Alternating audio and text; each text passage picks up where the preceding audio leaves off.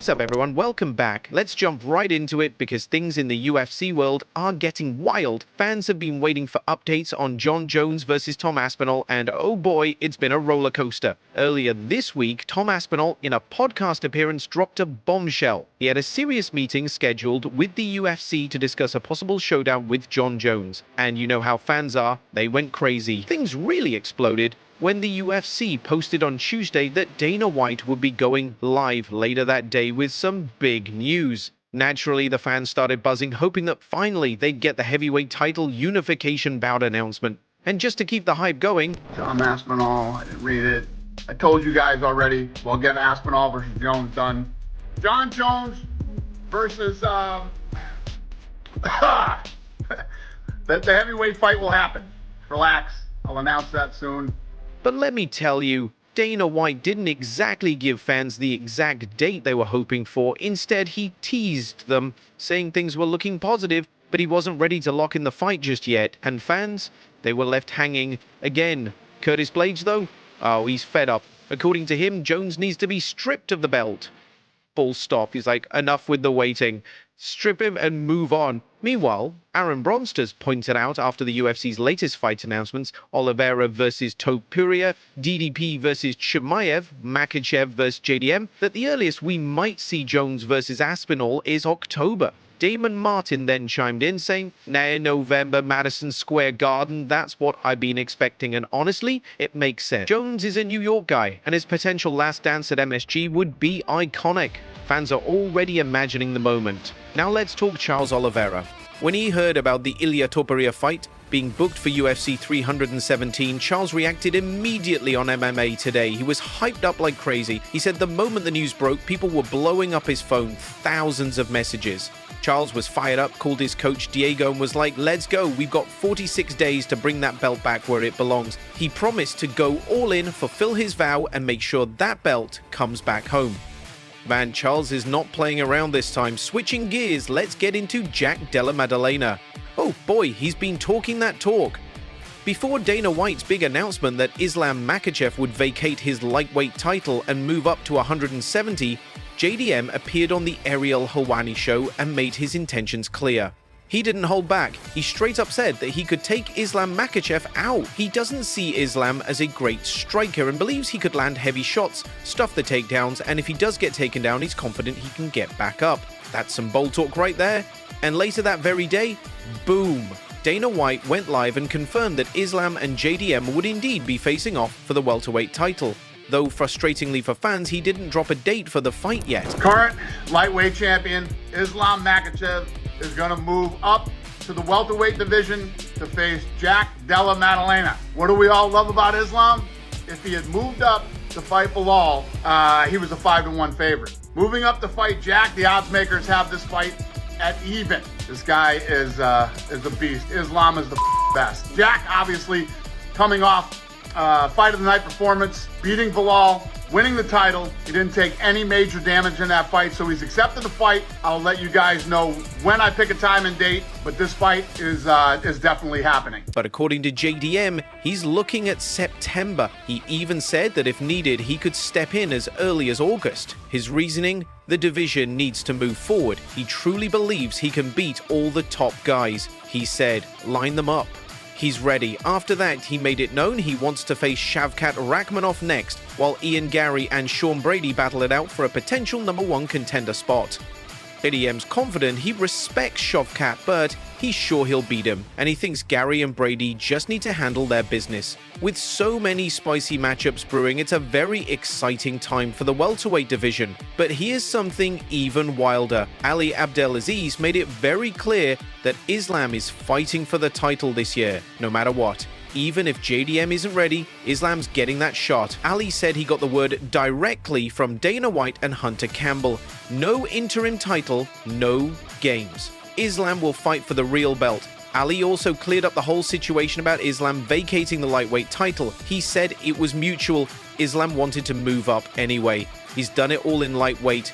Beat Charles Oliveira, Armen Zarukian, Dan Hooker, you name it. but here's a juicy little tidbit. If Belal Muhammad had beaten JDM, Islam versus Ilia Topuria was already locked in. It was a done deal, negotiated and everything. But since JDM beat Belal, plans shifted. Now Islam versus JDM is the fight. However, it won't be happening in Perth, and probably not even in Abu Dhabi. According to Ali, it's such a big fight, it deserves a stage like New York or Las Vegas. And while we're at it, let's not forget about Makhachev. He's been pushing hard for a fight against Alex Pereira in Chicago, but guess what?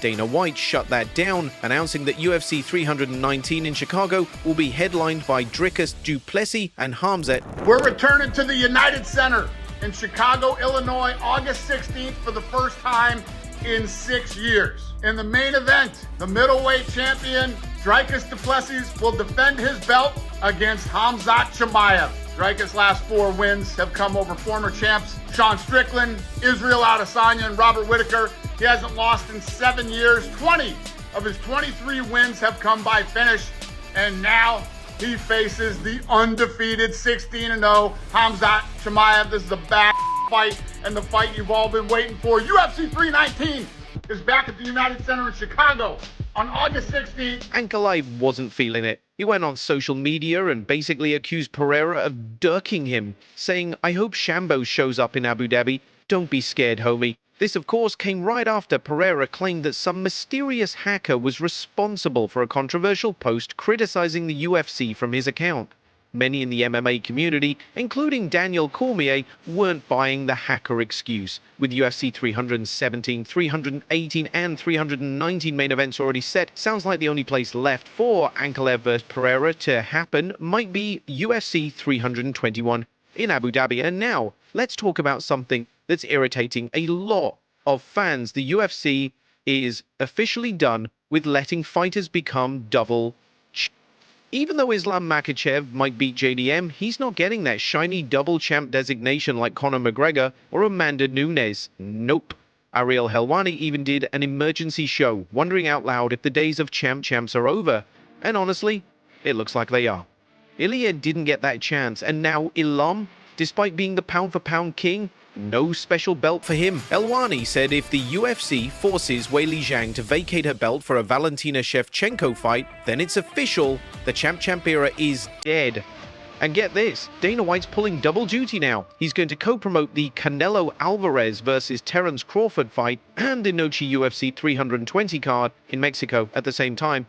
Both events will be massive, with the Canelo fight on Friday and the UFC card on Saturday. It's going to be a huge fight weekend, but according to boxing insider Mike Colpinger, Turki Al-Sheikh called an audible on Tuesday and moved the fight to September 13th, which now means it'll go head-to-head with the UFC. And while no location has been confirmed, the early favorites are New York, LA, or Vegas, with the kickoff presser happening in June in Riyadh, Saudi Arabia. And let's move on to the latest shakeup that's got fans and Dana White scrambling. Breaking news, UFC 316 just took a big hit. After all the fireworks with UFC 317's fight announcements, UFC 316 was supposed to keep the momentum going, but, well, not anymore. Magic MMA Bets was the first to break it on X. Cheto Vera is out of his scheduled fight against Mario Batista at UFC 316. Ouch. That's a huge blow to the card, and shortly after, respected MMA reporter Mike Heck confirmed the news. This wasn't some rumor floating around, it's happening, folks. As of now, the UFC has no replacement. Nothing. Nada. And why is this such a big deal? Because Cheeto versus Batista wasn't just any fight, it was the only bantamweight fight on the main card. So now, if God forbid something happens between Sean O'Malley and Merab Dvalishvili, the UFC would have looked to Cheeto or Bautista as potential replacements. But now, that option's gone. This puts a serious dent in UFC 316's lineup, and fans are already sounding off online. Many are saying the card is losing its shine, and some are even worried about buying tickets, or PPV, if things don't get fixed fast. Let's just hope Dana White and the matchmakers hustle and find a solid replacement soon, otherwise UFC 316 might end up being remembered for the wrong reasons. But that's not all that's been upsetting the MMA community this week. ESPN just dropped a bombshell that left fans fuming. They announced a new streaming service called ESPN that will cost a jaw-dropping $29.99 per month. And guess what? ESPN Plus is still sticking around, but now it'll be called ESPN Select. Fans who have cable will still get access to ESPN's new streaming plan, but they'll have to authenticate their cable or satellite service, and they'll still have to pay separately for ESPN Plus. Sorry, ESPN Select now. MMA journalist Damon Martin broke it all down on social media, but fans were still not having it. Fighter Terrence McKinney even joked that fans might as well subscribe to Mola TV instead, which drew laughs. And even Muhammad Makhachev jumped in, telling him, "Brother, don't, you'll get me in trouble if they see this." Luke Thomas also reacted stunned, saying $30.00 a month. Fans weren't shy either. They went straight for Dana White, unloading frustration in the comments. One said, "I'm already losing money on most of these fights, Dana. Now I gotta pay $20.00 more a month. This is some BS." Others reflected on the simpler days when ESPN Plus was only $4.99 a month. One fan tweeted, $30.00 a month is a travesty for a streaming service. They better fix their broken streams and constant ads first. Other fan wasn't holding back, saying ESPN Plus isn't even worth $5.00 a month, let alone $30.00. It's literally the worst streaming app I've ever seen. And fans weren't done. Others said that the ESPN package is basically half the cost of a regular cable plan, but for a handful of channels that don't even work properly most of the time. A lot of folks are hoping the UFC jumps ship and finds a different broadcasting partner when the current deal expires. Some even said they're done giving ESPN a penny. Fans feel like this is highway robbery, and especially since the product hasn't been delivering lately. One furious fan summed it up perfectly. This was $5.00 a month before, and now it's $30.00, and the app is still garbage? You'd have to be one of the biggest losers on the planet to pay $29.99 for this. At this point, nobody knows if the UFC will stick with ESPN in the next contract, but fans are hoping for change. Let's get back to the Octagon. Ahead of this weekend's Gilbert Burns vs. Jason Morales card at the Apex, the UFC rolled out a wave of fight updates, and there's a lot to unpack. First, let's look at International Fight Week on June 28th. In addition to the Charles Oliveira vs. Ilia Topuria fight, Dana White announced that Beneil Dariush will face Renato Moicano and Paulo Costa will throw down with Roman Kopylov. Beneil Dariush will finally return to the cage after nearly 2 years away, while Moicano will look to bounce back after his short-notice loss to Islam Makhachev earlier this year. And for Costa, he's trying to break a 2-fight losing streak after getting beaten by Robert Whittaker and Sean Strickland in 2024. Meanwhile, Kopylov is on fire, riding a 2-fight win streak, including a buzzer-beater finish over Chris Curtis. Now, turning to the UFC Abu Dhabi card on July 26, 3 new fights were added. Sherbutin Magomedov will face Marc-Andre Barriault. Mikita Krylov will throw down with Bogdan Guskov, and Ibo Aslan will fight Billy Elena. For Magomedov, this is a chance to bounce back after suffering the first loss of his career. Barriault, on the other hand, is hoping to build on his win over Bruno Silva. In the light heavyweight division, Krylov is looking to recover from his April loss to Dominic Reyes, while Guskov is surging with a 3-fight win streak. And lastly, in the Aslan vs. Eliana fight, both fighters are coming off losses and are hungry to turn things around. Aslan was beaten by Ayan Kutalabe in February, while Eliana was last seen falling to Guskov in January. Phew!